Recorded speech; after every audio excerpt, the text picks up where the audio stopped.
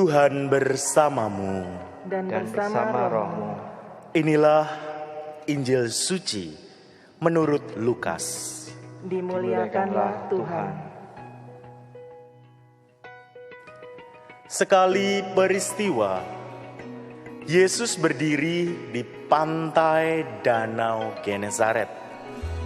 Banyak orang mengerumuni dia, hendak mendengarkan firman Allah. Yesus melihat 2 buah perahu di tepi pantai. Nelayan-nelayannya telah turun dan sedang membasuh jala. Yesus naik ke dalam salah satu perahu itu, yaitu perahu Simon, dan menyuruh dia supaya menolakkan perahu itu sedikit jauh dari pantai. Lalu Yesus duduk dan mengajar orang banyak dari atas perahu. Setelah selesai berbicara, Yesus berkata kepada Simon, "Bertolaklah ke tempat yang dalam dan tebarkanlah jalamu untuk menangkap ikan."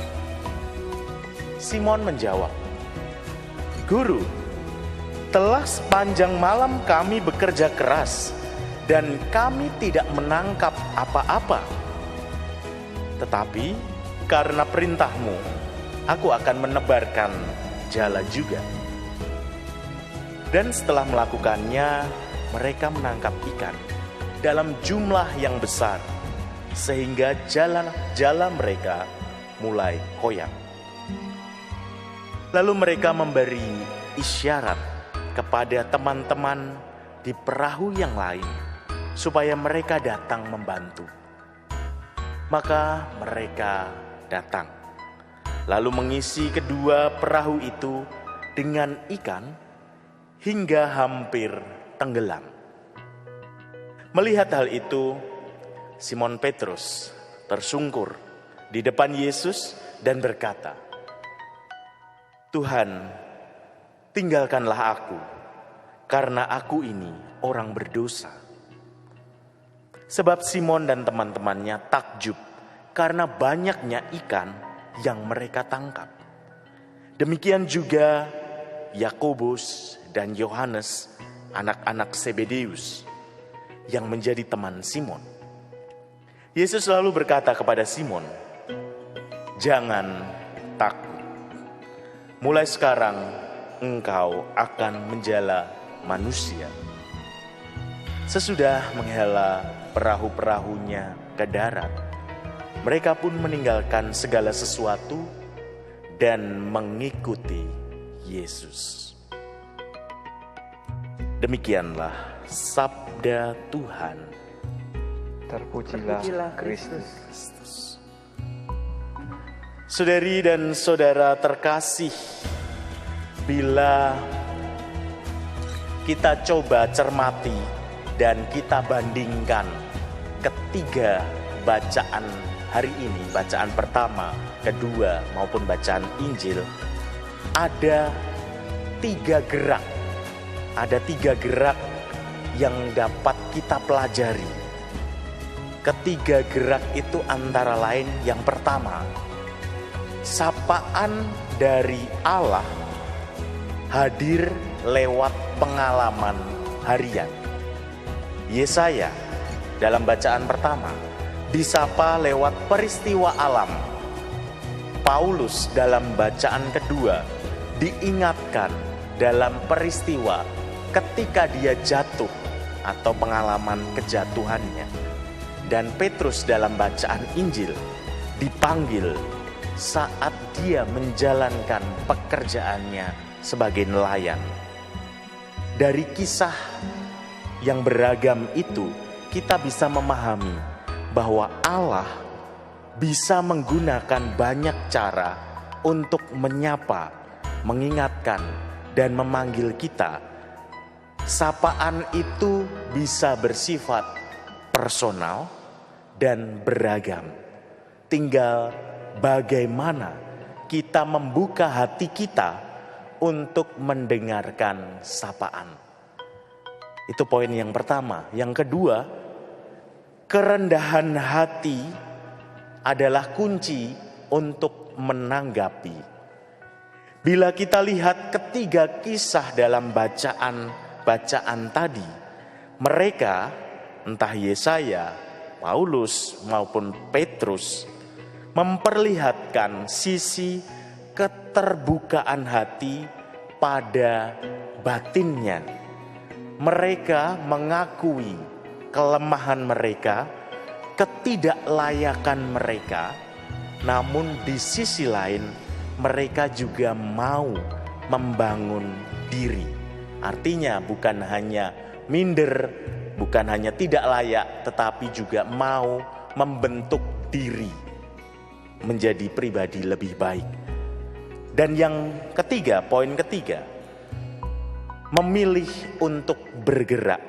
Baik Yesaya, Paulus maupun Petrus, setelah merefleksikan pengalaman, menyadari keterbatasan, membuka hatinya untuk mendengarkan, mereka bergerak dan dikuatkan.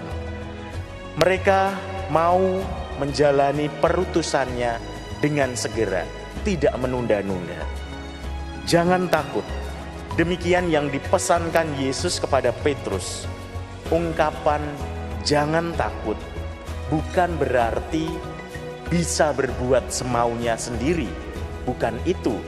Tetapi ungkapan jangan takut ingin mengatakan dalam kondisi apapun tetaplah teguh dalam pengharapan, jangan menyerah.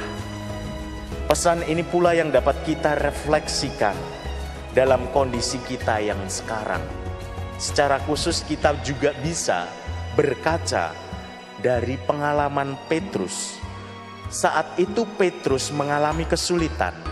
Dia sudah berupaya mencari ikan yang menjadi sumber penghidupannya semalam suntuk, namun tidak mendapatkan apapun. Kita bisa membayangkan dalam kondisi itu Petrus bisa down, bisa putus asa. Namun sapaan Tuhan menguatkannya. Ia bahkan menanggapinya secara positif dan segera bergerak. Saudari dan saudara terkasih, pada masa-masa ini kita mengalami banyak hal yang sulit dalam hidup. Tingkat kenaikan COVID-19 di berbagai daerah membuat beberapa pembatasan perlu dibuat demi kebaikan bersama. Tentu hal ini pasti akan mempengaruhi aspek-aspek kehidupan yang lain, dan banyak orang yang bisa saja putus asa karena situasi ini. Namun bila kita melihat pengalaman Yesaya, Petrus, Paulus yang juga mengalami kesulitan, kita diingatkan bahwa sapaan Tuhan pasti terus ada. Keterbukaan hati menjadi kunci dan berkat selalu hadir. Kita juga bisa melihat contoh dari Yesus yang mau menguatkan orang yang berada dalam kesulitan seperti Petrus saat itu. Itulah panggilan kita. Memberikan harapan, memberikan sapaan, dan bergerak demi kebaikan bersama. Mari saudari dan saudara terkasih, dalam masa yang sulit ini kita tetap teguh berpengharapan, tidak putus asa, dapat memberikan penguatan, harapan bagi yang lain dalam keterbatasan kita. Gerakan-gerakan solidaritas yang sudah ada perlu diaktifkan.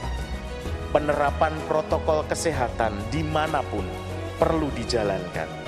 Dan semoga kita semua umat Katolik bisa menjadi contoh baik bagi banyak orang demi kebaikan bersama. Kemuliaan kepada Bapa dan Putra dan Roh Kudus. Seperti pada permulaan, sekarang, selalu, dan sepanjang segala abad. Amin.